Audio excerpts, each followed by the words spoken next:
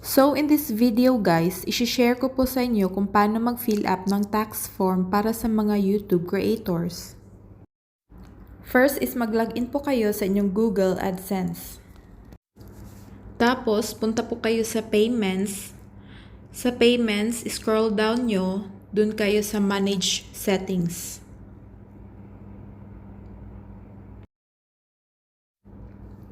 And then sa baba, makikita nyo ang Manage Tax Info.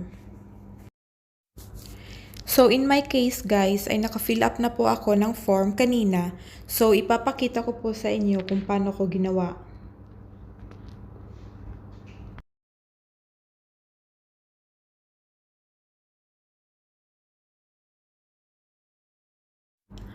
Pagka-click nyo ng Manage Tax Info, ito yung unang lalabas. So, click lang po natin yung individual para sa ating YouTube channel. And then, are you a citizen or resident of the US? Click lang po natin ang No. Click po natin ang Next. Lalabas ay select W8 tax form type. So, i-click lang po natin yung W8 Ben. At i-start na po nating fill upan ang form.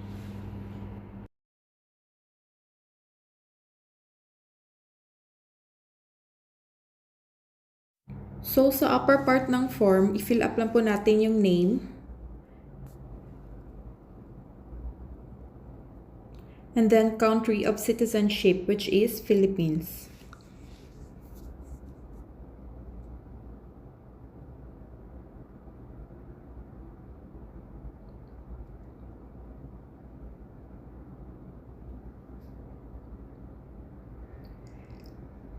And then, lagyan po natin ng TIN.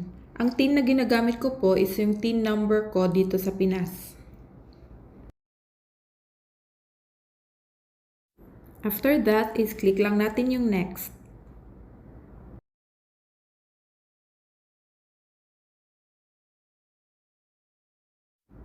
So in this part, we're going to fill up the address form, which is our full address including the postal code.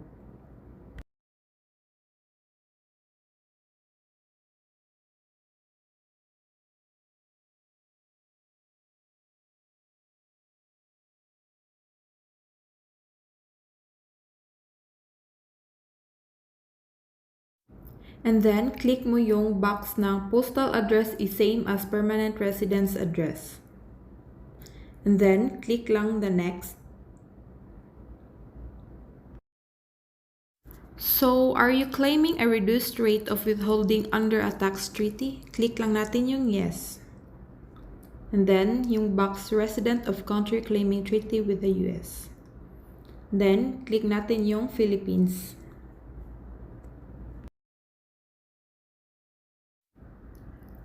So, punta naman po tayo sa special rates and conditions. Under services of AdSense, sa article and paragraph, click natin article 8 and paragraph 1, and then sa withholding rate, click natin ang 0% reduced rate. And then, i-click natin yung reason.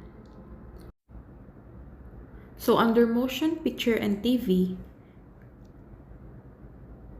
sa article and paragraph, click natin yung article 13 and paragraph 2A, and then sa withholding rate, yung 15% reduced rate. And then click again the reason. And then, sa other copyright, under article and paragraph, click natin yung article 13 and paragraph 2A, and then sa withholding rate, 15% reduced rate. And then click again the reason. Tapos click natin yung Next. So dito makikita yung filled up mo na forms. Itong naka-blue, ito na yung forms mo. So, i-click lang natin yung I confirm that I have reviewed the generated tax documents to the best of my knowledge and believe they are true, correct, and complete. So, this is the preview of your filled up forms. Pwede nyo siyang i-view. I-click nyo lang yung highlighted na words kanina, yung naka-blue.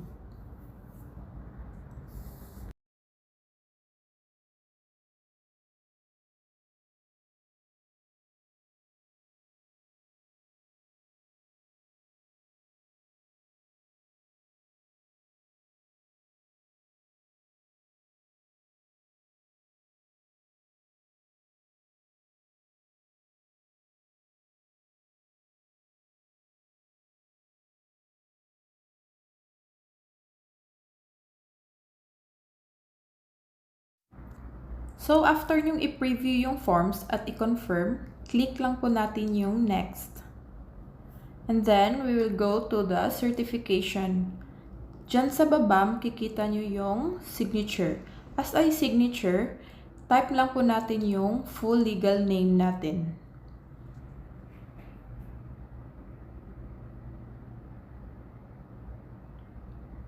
And then, i-click lang po natin yung, are you the person listed in the signature section? Click lang po natin yung yes, kung ikaw yan.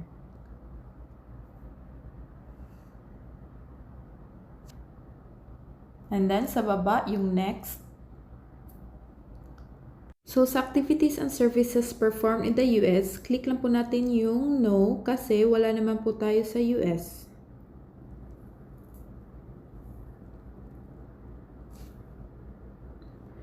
Then, status change affidavit.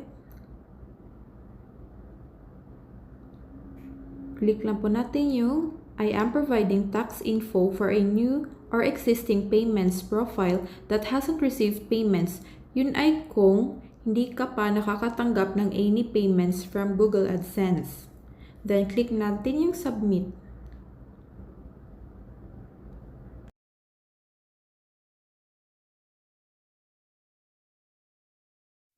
So, ito na po, updated na po yung ating US tax info. Lumabas na po sa status natin na approved. And then, sa baba, makikita mo din na claimed na sila. So, makikita mo, 15% lang ang ibabawas nilang tax sa atin. So, nakakalas tayo kasi usually kung hindi nyo siya i-fill up ng maayos ay diretsong 30% ang tax na ibabawas sa'yo.